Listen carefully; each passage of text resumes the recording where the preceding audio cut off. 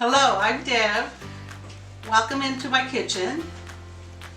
Today I'm going to be making you some of my mama's red ground beef enchiladas. Okay, I'm going to show you what ingredients I'm using to make my enchiladas. You can see them all set out before you. The first thing we're going to do is make the enchilada sauce. And I have all of these ingredients that I'm going to be preparing for you. Okay, let me start off with the first step is, let me put in some oil to get it going. I'll show you how to cut an onion. It makes it easier. You cut off the bottom, there's the top and the stem.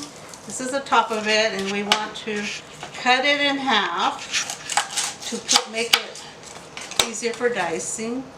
So it's easier to peel this way.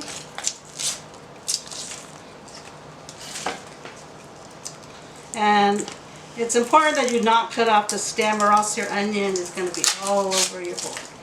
Then we want to keep it all together, so I'm basically just going to peel off the outer layer and make it easier for you. So here we have the top of the onion. As you can see, it's still attached. Don't get your fingers in the way. I'm going to make some cuts on my onion here. Don't go all the way through. And then I'm going to cut it this way.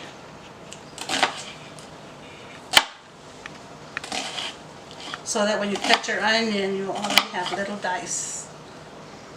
Some people don't like onion. This is strictly optional. If you don't like onion in your enchilada, then leave it out. But I use this to make my meat. I don't put it in the sauce. I just scooped up. So we skipped this step, people. I'm getting ahead of myself. This is the first video, so don't expect no professionalism. So what I'm using for my sauce is chili powder. Our family has a specific recipe that we use. There's many ways to make enchilada sauce. A lot of people make everything from scratch. I'm making the simple way that my mom used to make. We came from a family of 12, and we entertained a lot in my mom's house. So she did things the quick way, and I do things the quick way too. So what I'm going to do is I'm going to put about a tablespoon of chili sauce, and we use this particular brand, and my mom always uses the same brand. And whenever I cook enchiladas and I try to take a shortcut, guess what? My kids notice. They'll always say, you did something. My son will say, Mom, you did something different. Yeah. And he will complain that my enchiladas just were not the same as Grandma's. Well, I always remember, I don't know why she did, but she would, well, I think I know why she did. She would always put a roux, which she made from this chili, gebhart's chili, and flour to thicken her sauce, and probably to make it go longer way. So I'm going to add the flour, and here I have 1/4 cup. I need to turn up my heat because What do you have your heat on? I have it on almost high, but this burner I'm using on my stove is higher than the rest. But you do not want to burn your sauce, so you cannot walk away while you're doing this step, because there's nothing worse than burnt sauce. If you leave it too long, your chili will get bitter. So see, we have it.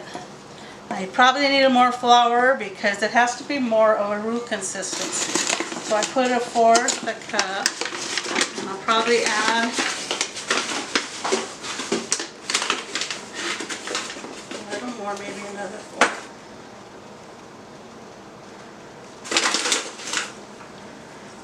And you need to make sure there's no lumps in your flour.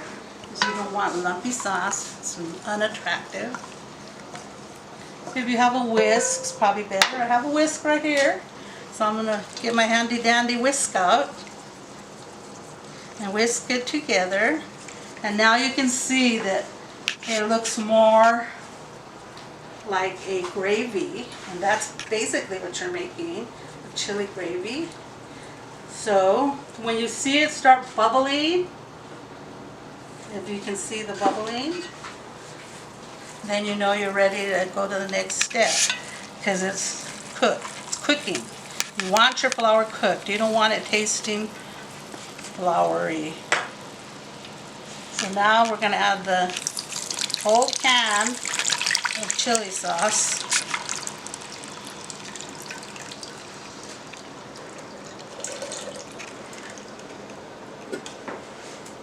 And stir that. And I have some chicken broth here, because this sauce to me has kind of slightly bitter taste, but a little bitter taste.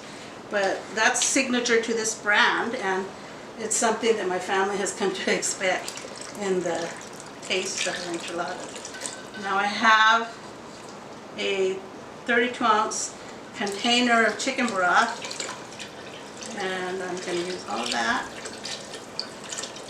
for my sauce. And the flour will thicken up the sauce. Then we're just going to let it cook a little till it gets a little thick. I'm going to add garlic salt. I usually add garlic salt, a little bit of that. Just because I like the taste. So now we'll just keep that stirring until it starts to thicken a little. You have it on high heat? I have it on high heat, but you must never walk away. I said don't walk away when you're doing your sauce. You don't want it to get scorched. But once it's starting to boil a little, then you can turn down the heat. So it's already starting to reach the point. We're going to come back to that, and we're going to move on to the next step, which is preparing the filling. So we're going to leave this for a while, and we'll come back. I'm going to turn down the heat, and we will be back in a sec. So we're getting ready to start our meat filling, and if you can look at the sauce, you will see the consistency has thickened up. Your sauce is ready. I'm going to taste it to see if it needs anything like salt.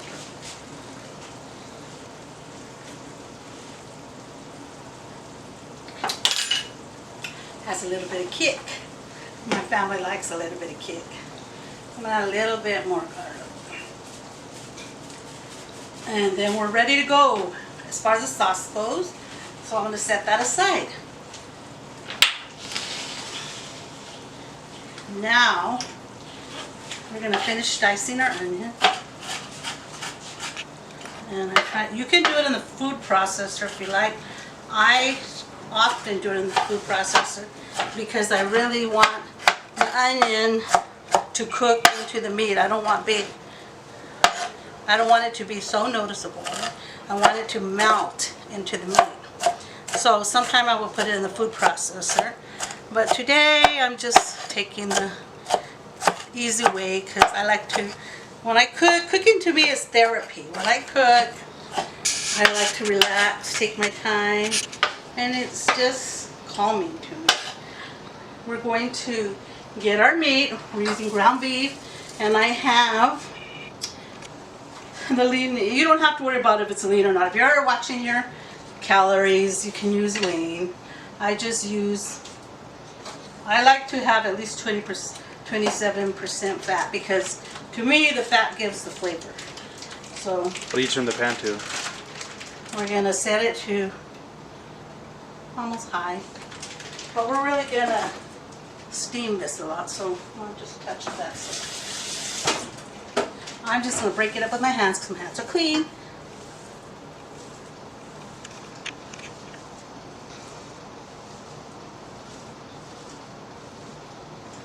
Then I'm going to add some spices. And I don't want to touch the spice bottle after I've touched raw meat. No es bueno. So, again, I'm using my go-to. If you look at my pantry, you will always find large containers of these two products. And this is not a plug, but this is what I always use. I always tell people who are asking me how to learn to cook, what spices do I need? I said, if you only have 2 spices, main spices besides salt and pepper, in your pantry for cooking, have seasoning salt and garlic salt. So I'm going to add some seasoning salt. I'm going to add a little garlic salt. Don't add too much of your ensure. I know I've been cooking for 30 years plus, so I can eyeball it. But if you're a novice cook, I suggest you just start out slow. Just add a tablespoon. And then once your meat is cooked, take a piece of it and taste it. Then, if it needs more, you can add more. You can't take it out though, so that's why I'm telling you to take it easy. I'm adding some garlic powder because I don't like dull plain meat. It has to have good flavor. And I'm going to add a little bit of minced onion even though I have whole onion.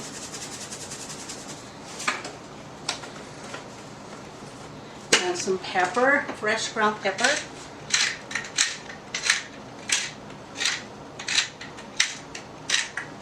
And then we're going to let this brown up. Now usually I'm going to throw the onions in here also, and the onions will cook with the ground beef.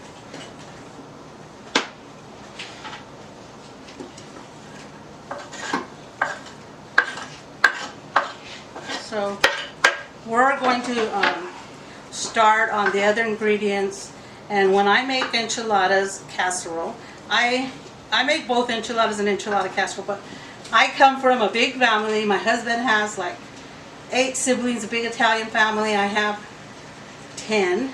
So when I entertain, it's usually 100 plus people. So I make large quantities.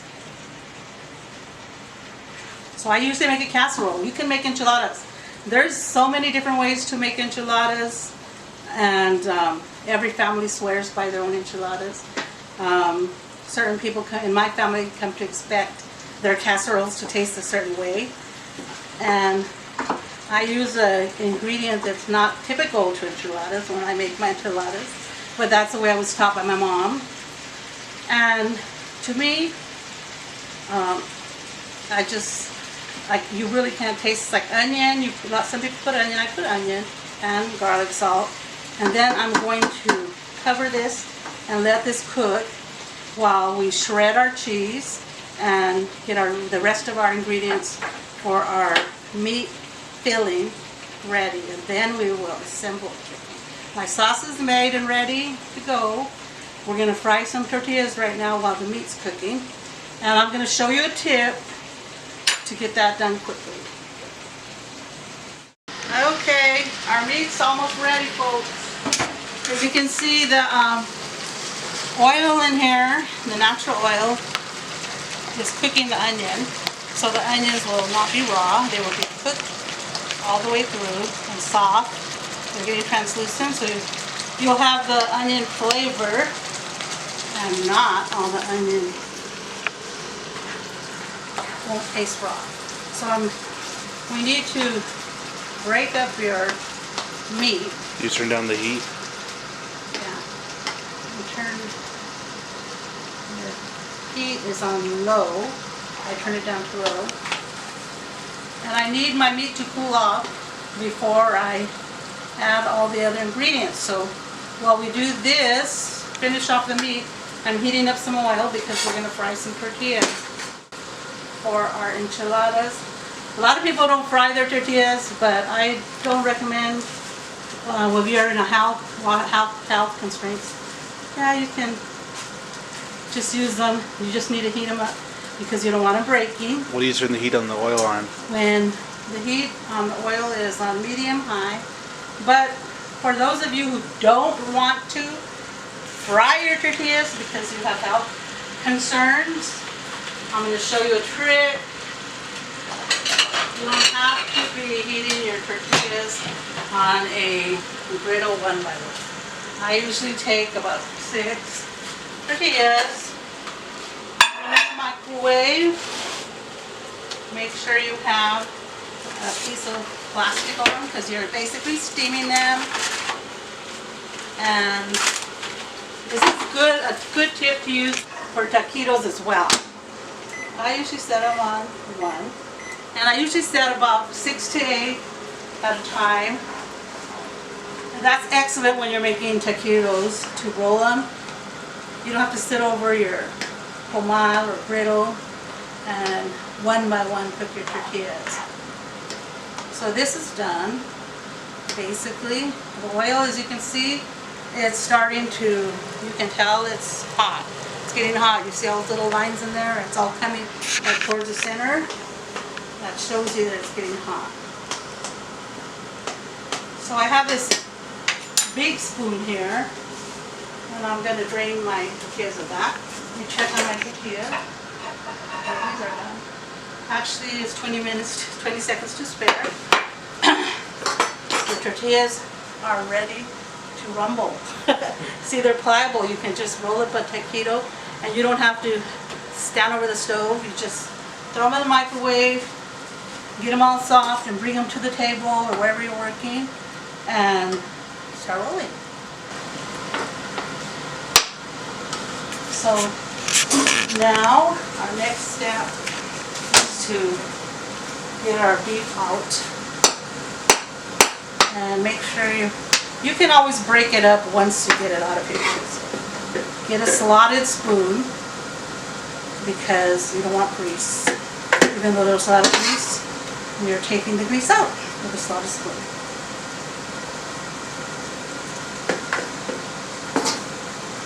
And then this has to cool a bit because if we put the cheese and other ingredients in now, it's going to melt. It's going to be a gooey mess, and you're not going to be able to handle it.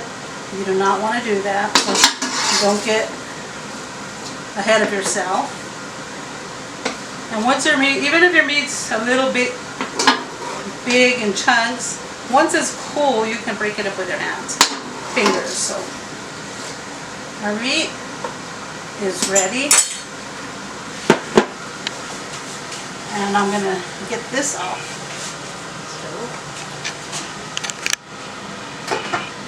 And we're letting that cool down. Now the next thing, I don't want that too high. I'm going to take it off that burner because that burner is kind of high. And we are going to fry our tortillas. Now I make my tortillas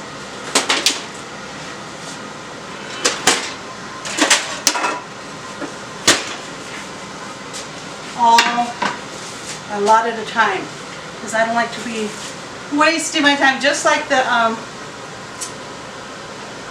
we did with the meat. I mean, with the other tortillas in the microwave. I'm basically going to do the same thing here. Get my handy dandy tools. This rack really comes in handy. Well, I'm not going to waste these tortillas because they are ready. But I have another pan here where I'm going to transfer my tortillas to. Now when you're making enchiladas, you do not want your tortillas to get hard like a tostada. You barely want to cook them to where you can handle them and they won't break apart. If you don't leave them long enough, they're going to be all soggy and they're going to break. If you leave them too long, they're going to be tostadas. So basically, I'm going to put my tortillas in, and I put like about 4 because I want to speed up the process, even 5 or 6. But if you're not experienced, this step might be, you want to make sure the tortillas are submerged. Then you just pick them up. And you have to have a slotted spoon or a slotted spatula. And I'm going to transfer them over here. And then next one. So I usually use 12 when I'm making a casserole. But in this case, I'm going to make a few enchiladas. So as long as that's submerged, try to get them all together. This will go by quickly. People say, I hate standing there frying tortillas. Yeah, if you're frying them one by one, it's going to take a long time. Especially when you're making it for a lot of people. So, the main thing is to have them all submerged. And then, take them out. Oftentimes I end up with way more tortillas than I need. Sometimes I count them out because I know that I need at least, well, it depends how many layers you put, but 12 on each layer. And if I have tortillas left over, I just save them and put them in a Ziploc bag. And the next morning you can make chilaquiles with them. Okay, this is the unique ingredient I was telling you. Some people are probably looking at, what the heck right now? Why are you putting lettuce? Don't ask me, my mama did it. I need to take off some of this. I washed it, but I'm going to take off the outer leaf. I shred it really fine, so you really don't taste it. To me, it would be kind of like onion, if anything. And just start cutting it. I usually treat this because to me it's easier to cut this way to shred it. To have, you can see the lettuce, so it's easier to gauge.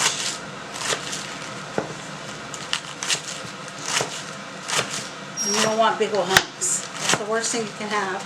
You don't shred it enough. You need to make sure this is very shredded. You don't want people to pull out a big old lettuce leaf and say, they shouldn't even know there's lettuce in it. I don't know what secret this, why it's so special, but when my mom teaches me something, I stick to her signature dish. We're going to add it to the meat because it doesn't matter if that's a wilted. Matter of fact, it'll cool down the meat. And that's what we want to do. So next step is the cheese. If you will notice when you buy bagged cheese, it kind of tastes different. This tastes more creamier, and the reason for that is that when they put bagged cheese, they don't want it to clump together, so they add an additive, kind of like flour, waxy paste, if you will. And if you eat cheese out of the bag versus shredded cheese, you definitely can tell the difference. I don't know if you've done that. So if you don't have a food processor, which makes this such an easy step, then by all means, we have a shredder there. Just use your handy dandy cheese shredder. That'll be fine, works fine. But this, if you have a food processor, I definitely recommend you use it because you're going to see how quick it makes this job. It's a no job at all. As a matter of fact, it's fun. So, let's move our cutting board instead of trying to pick all that cheese. Food processor. I already have the cheese shredding instrument in there. And basically, I'm going to put it on. You can turn it on and it'll be on continuously, or you can set it on the off pulse, like if you just want to pulse something real quick. We're going to do it on. Do I have it plugged in? I don't even know I have it plugged in. No.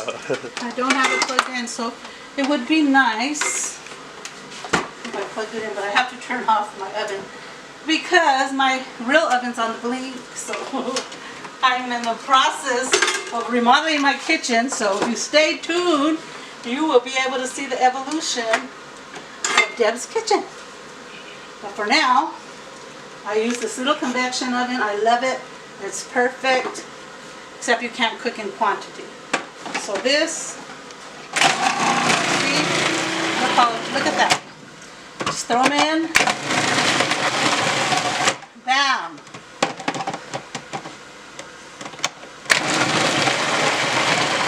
How easy is that, folks?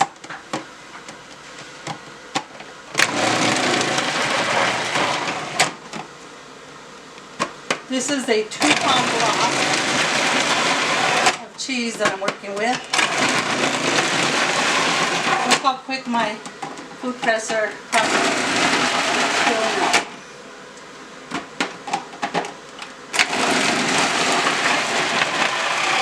I might have it too full. So, I think I can fit it in.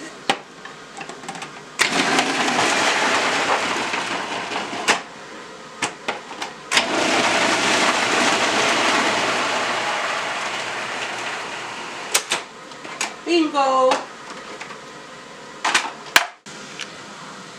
Okay, you can see how thick the chili is. It's not watery. The sauce out of the can is straight out watery. This has a little bit of thickness to it, which will make it easier for us to assemble our enchiladas.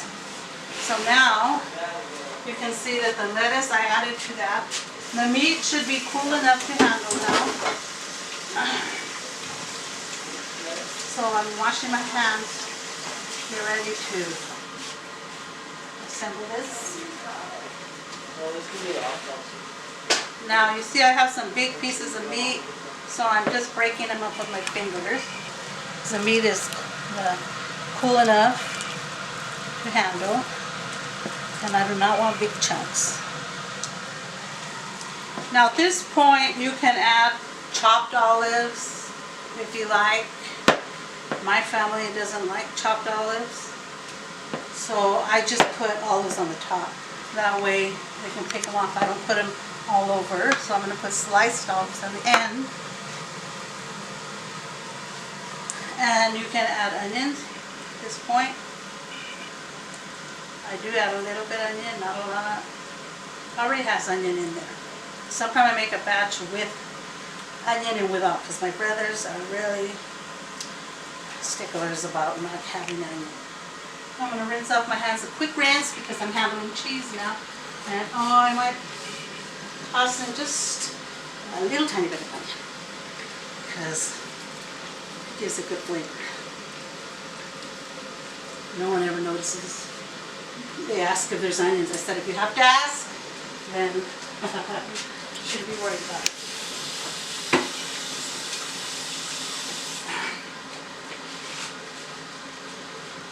So now, I'm going to add half of this cheese to my Enchilada Casserole filling. Now, we're going to mix it all together. All this yumminess melt right in your enchiladas. I love to cook, but I'm not really a person who likes to be video. So, we have our filling, we have our tortillas. I'm going to dunk the tortilla, and then I'm going to put it in this casserole. This is the first filling. Make sure you leave a little sauce on it, because you want that to be in your enchilada casserole. This is going to go by quickly.